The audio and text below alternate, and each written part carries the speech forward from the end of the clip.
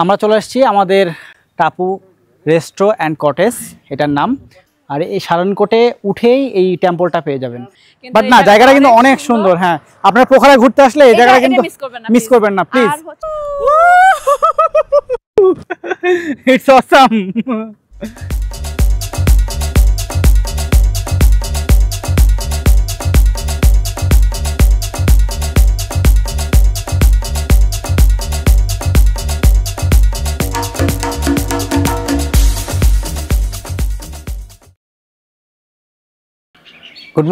Good morning from সারনকোট।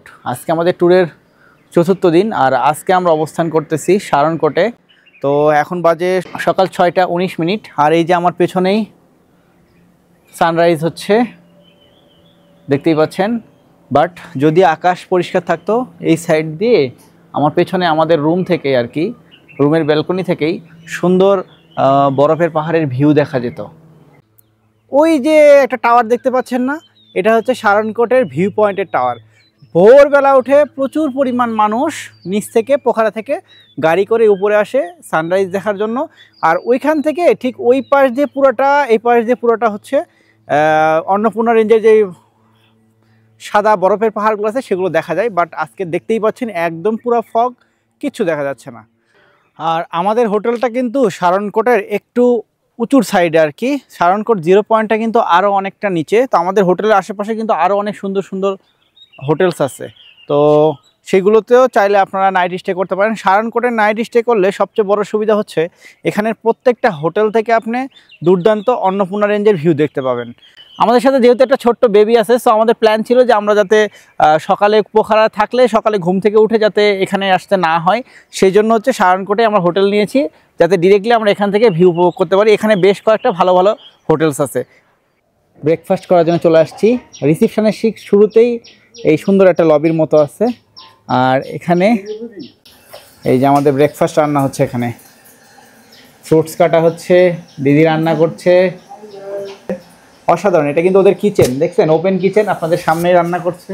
এই জায়গাগুলোতে আসছে না, এই একটা জিনিস আমাকে খুবই অ্যাট্রাকশন করে পাহাড়ে আসলে, যে এই যে ছোট ছোট হোমস্টেগুলোতে কিংবা হচ্ছে এই ছোট ছোট হোমলি পরিবেশে যে হোটেলগুলো, এগুলোতে থাকলে যে একটা এনভায়রনমেন্ট পাওয়া যায়, ওদের সঙ্গে মিশে যাওয়া যায়, ওদের কালচার সম্পর্কে জানা যায়।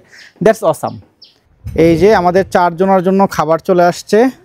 ব্রাউন ব্রেড টোস্ট করে দিল, একদম গরম গরম ডিম ফ্রাই, পটেটো মশলা বানিয়ে দিয়েছে পেঁয়াজ দিয়ে, আর এখানে ফ্রুটস আছে। আর একটা মজার বিষয় হচ্ছে এখানে তারা 3 রকমের জিনিস দিয়েছে। একটা হচ্ছে পিনাট বাটার, এটা হচ্ছে হানি, এই যে হানি, আর এটা হচ্ছে মিক্স ফুডের জ্যাম দিয়েছে, জেলি আর কি। আর এর সাথে চা আসতেছে। ভিউয়ার্স, আমরা হচ্ছে এখানে ওই যে পিছনে যে দিদিটা দেখতে পাচ্ছেন, ওনারই রুম, এটা বাসা আর কি। বাসায় ভিতরে উনি হোটেল বানাইছে, হোটেল প্রিস্টিন হিমালয়া। যদি আপনারা নেক্সট টাইম আসেন, আমি এই যে ডিসপ্লেতে যে নাম্বারটা দেখতে পাচ্ছেন, এই নাম্বারে যোগাযোগ করে সারনকোটে আসতে পারবেন, এই হোটেলে থাকতে পারবেন। আমরা আমাদের হোটেল থেকে যাওয়া শুরু করলাম। এখান থেকে এই যে সুন্দর রাস্তা আছে উপরে যাওয়ার জন্য, কিছু দূর রাস্তা, তারপরে হচ্ছে সিঁড়ি দিয়ে উপরে উঠতে হবে। উঠলেই এটা আমরা যেখানে যাচ্ছি বেসিক্যালি এটাই হচ্ছে সারনকোটের ভিউ পয়েন্ট। এই জায়গাটা হচ্ছে পার্কিং, এখানে এসে সব গাড়িগুলা দাঁড়ায় ভোরে এসে, তারপরে এই সিঁড়ি দিয়ে উপরে যেতে হবে ভিউ পয়েন্ট পর্যন্ত।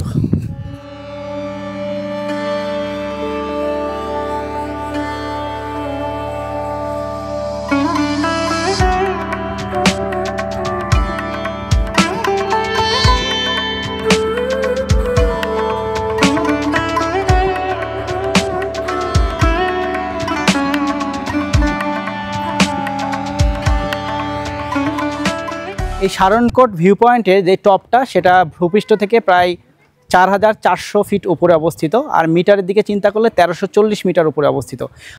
ভিউয়ার্স, আমার পেছনেই দেখতে পাচ্ছেন গেট, আর এই সারনকোটে উঠেই এই টেম্পলটা পেয়ে যাবেন।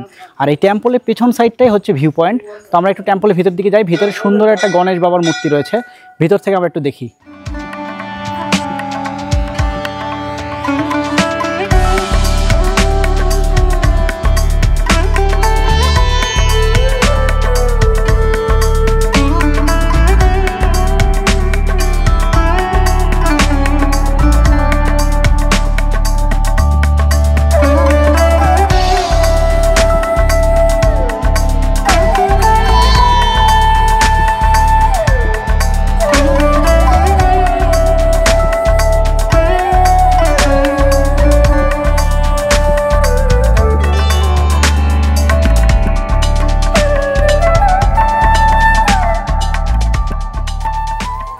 আমার পিছনে দেখতে পাচ্ছেন এখানে 108টা কল তৈরি করে দেওয়া আছে। এই 108টা কলে একটা একটা করে চান করতে করতে সবাই আগায়, তাহলে শুদ্ধি লাভ করা যায়। আর এটা মুক্তিনাথের আদলে তোলা। মুক্তিনাথ টেম্পলে ঠিক এইভাবে 108টা ধারা আছে, সেই ধারাতে সবাই চান করে।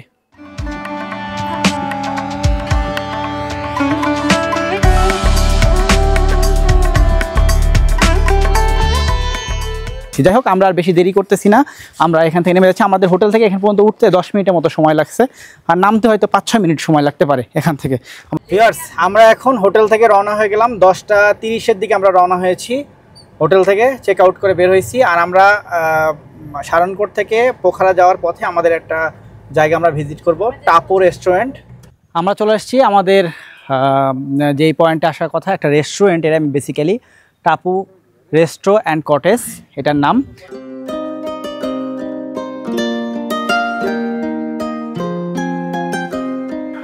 আর এটা হচ্ছে টিকিট কাউন্টার। এখান থেকে টিকিট নিয়েছি পার পারসন 100 রুপি করে, কিন্তু ওখানে গিয়ে যদি আমরা রেস্টুরেন্ট থেকে কিছু অর্ডার করি তাহলে সেটা ডিডাক্ট হয়ে যাবে, কাটাকাটি হয়ে যাবে আর কি। আমি আর আমার মেয়ে উঠতেছি, বেশ কয়েকটা সিঁড়ি বেয়ে বেয়ে এখানে উপরে উঠতে হয়, তো খুব একটা বেশি কষ্ট না। জাস্ট আপনাদেরকে কত এই 5-6 তলার সমান এটাই হাইট সর্বোচ্চ।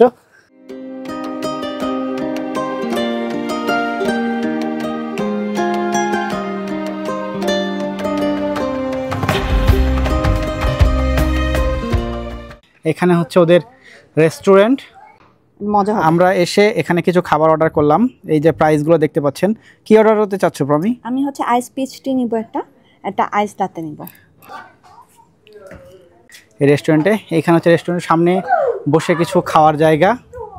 আর একটা সুন্দর জিনিস দেখাই, এখন যদিও এত ক্লিয়ার দেখা যাচ্ছে না যেহেতু সকালের দিকটা, তো এই জায়গাটা থেকে এই দেখুন পুরা একটা পোখারা সিটির ভিউ দেখা যায়।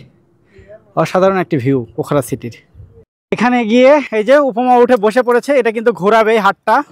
আমাদের সেফটি গিয়ার বেঁধে দিচ্ছে, এই যে দেখুন, এই জিনিসটা কিন্তু ভালো লাগছে, যথেষ্ট ওনারা সেফটি সহকারে। উপমা কি অবস্থা? মজা, একদম মজা লাগতেছে। ইয়েস, আমরা এখন এটাতে বসবো, আর দাদা আমাদেরকে সেফটি গিয়ার হিসেবে বেঁধে দিচ্ছে। It's awesome.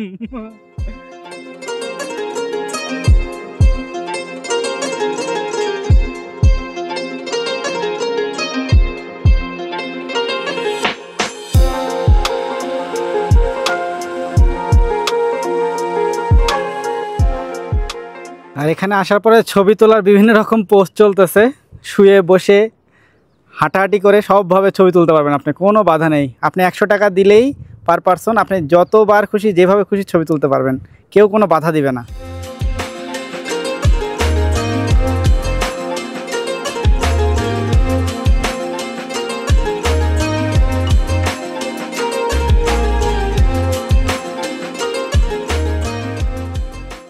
আমরা কিন্তু 2টা অ্যাক্টিভিটিস অলরেডি করে ফেলছি, এখানে বেশ কিছু ছবি তুললাম। আর এই গোল্ডেন হ্যান্ডাতে আমরা দেখতেই পেলেন একটু আগে। এরপরে আমরা সুইং করব, সুইং করার পরে আমাদের খাবার অর্ডার করা আছে, সেই জুস আর কি খাবার খেয়ে আমরা নিচে নেমে যাব। এটা হচ্ছে আইস টি রেডটা, আর এটা লাতে, এটা নিল 200 টাকা, আর এইটা নিচে হচ্ছে 250 রুপি। আমরা খাওয়া দাওয়া শেষ করলাম, এখন সুইংয়ের দিকে যাচ্ছি। আমাদের কাপল সুইং করার কথা।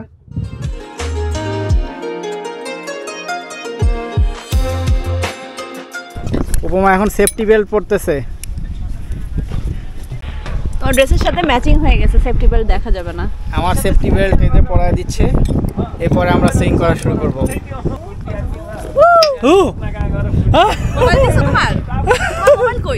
আচ্ছা দাদা তুলবে, সমস্যা।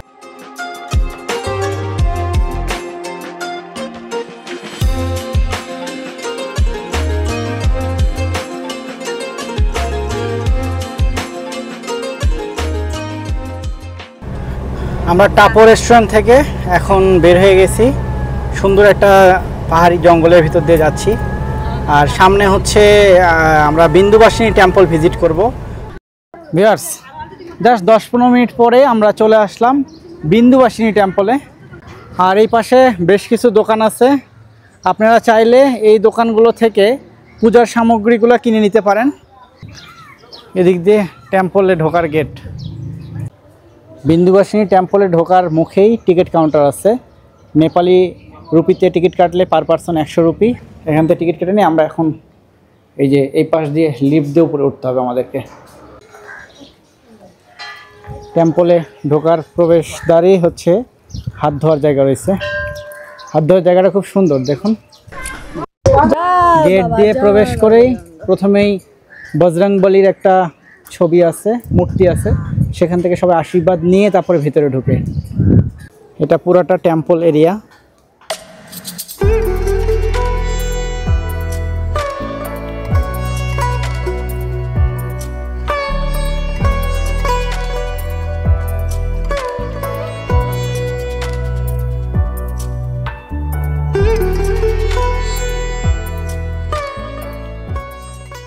এখানে ভেতরে বিন্দুবাসিনী দেবীর মূর্তি রয়েছে। দেখুন এখানে বেশ কিছু ফটোস পাওয়া যায়। এই ফটোসটা হচ্ছে বিন্দুবাসিনী দেবীর ফটো।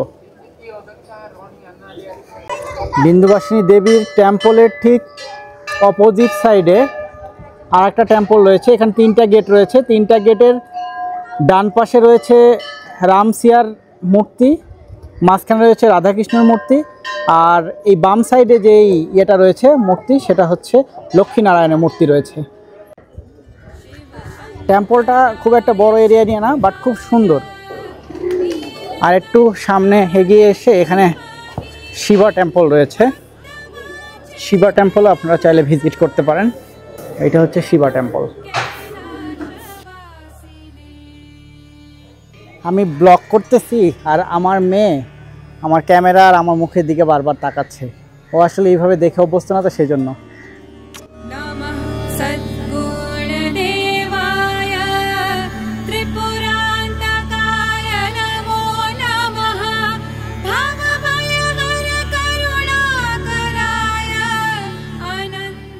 আমরা বিন্দুবাসিনী টেম্পল দেখে এখন রওনা হয়েছি আমাদের নতুন একটি হোটেলে। আমরা আজকে চেক ইন করবো, hotel Majestic Lakefront resort and hotel এখানে। তো আমরা সেখানেই যাচ্ছি। আগামী 3 দিন আমরা এই বাড়িতে থাকবো। হোটেলের রিসিপশানে আমাদের পাসপোর্টগুলো দিয়ে দিলাম, ওনারা এন্ট্রি করতেছে আর আমাদেরকে বসতে দিছে, আর পাশাপাশি ওয়েলকাম ড্রিঙ্কস দিছে। আমরা সবাই এখন আমাদের রুমের দিকে যাচ্ছি। রুমটা সম্ভবত ফ্রন্ট সাইডে আমাদের রুমটা।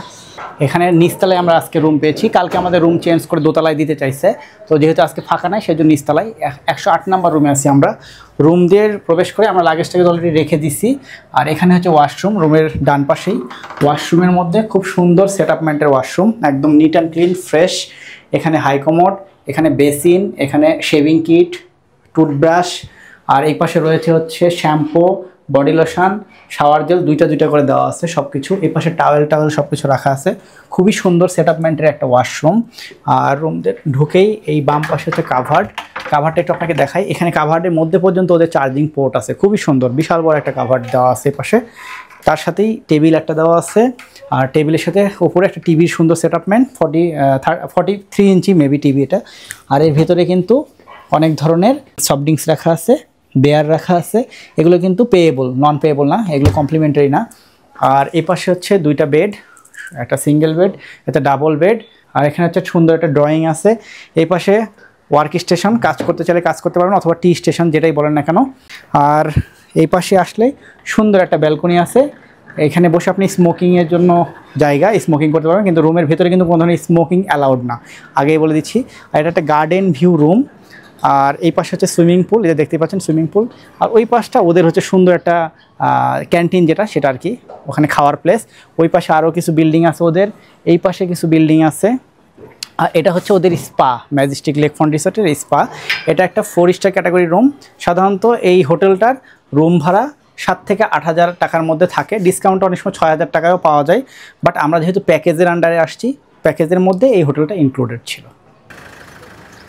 ভিউয়ার্স, আমরা এখন হোটেল থেকে জাস্ট লাগেজ রেখে এখন বেরোইছে, আবার গাড়ির থেকে কাছে আসছি। এখান থেকে আমরা এখন রওনা হচ্ছি দুপুরে লাঞ্চ করার উদ্দেশ্যে একটা রেস্টুরেন্টে যাব। তো সেখানে গিয়ে আপনাদেরকে দেখাবো যে রেস্টুরেন্টটা কেমন এবং কেন এই রেস্টুরেন্টটা এখানে বিখ্যাত পোখারাতে। তো যাই হোক, আমরা এখন যাই তাড়াতাড়ি। এখান থেকে 15-20 মিনিটের মতো সময় লাগবে আমাদের যেতে।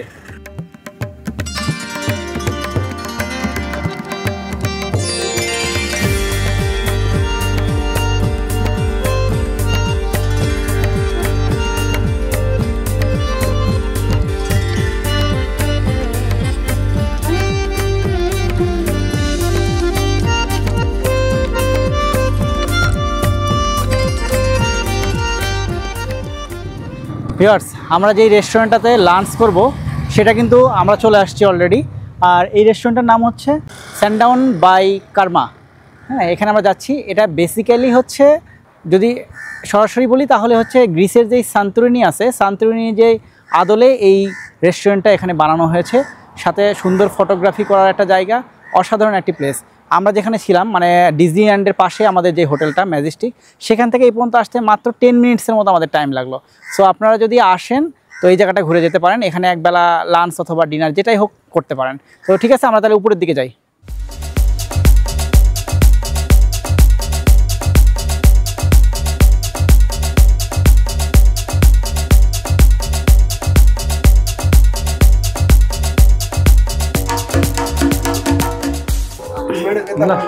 অসাধারণ একটি রেস্টুরেন্ট। এটা হচ্ছে সেকেন্ড ফ্লোর। এরকম চাইলে এখানে আপনারা বসতে পারেন। এটা হচ্ছে ওনাদের কিচেন এরিয়া। কিচেন এরিয়া দিয়ে একটু ভিতরের দিকে উঠলেই মেবি মেন রেস্টুরেন্টটা। এটা হচ্ছে ওদের মেন রেস্টুরেন্ট এরিয়া।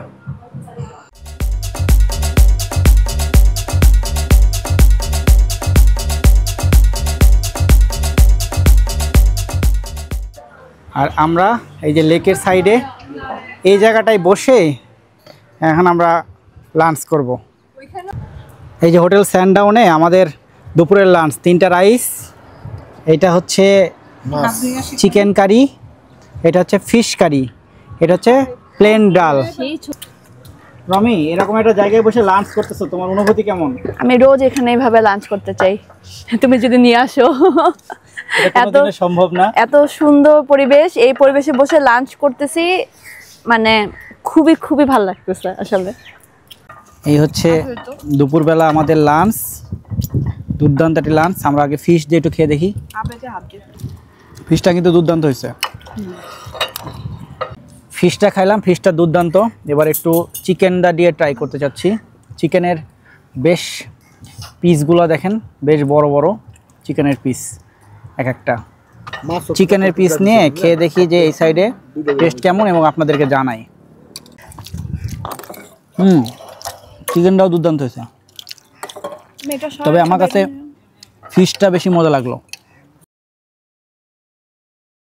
ভিউয়ার্স, আমরা এখন আছি সানডাউন বাই কার্মা। এটার একদম টপ ফ্লোরে। এখানে একটা ছোট্ট সুইমিং পুল আছে, দেখতে পাচ্ছেন সুইমিং পুল। আর রেস্টুরেন্টটা এত সুন্দর, এখানে আপনি অনায়াসে 2 থেকে 3 ঘন্টা সময় পাস করতে পারবেন। দারুণ, ফটোগ্রাফির জন্য তো একটা বেস্ট প্লেস। খাবারের দামও আমার কাছে যথেষ্ট কম মনে হয়েছে। আমরা যা কিছু খাইলাম দেখলেন, সব কিছু মিলে মানে 1700-1800 রুপির মতো বিল আসতে পারে। তো সব কিছু মিলিয়ে একটা দারুণ জায়গা।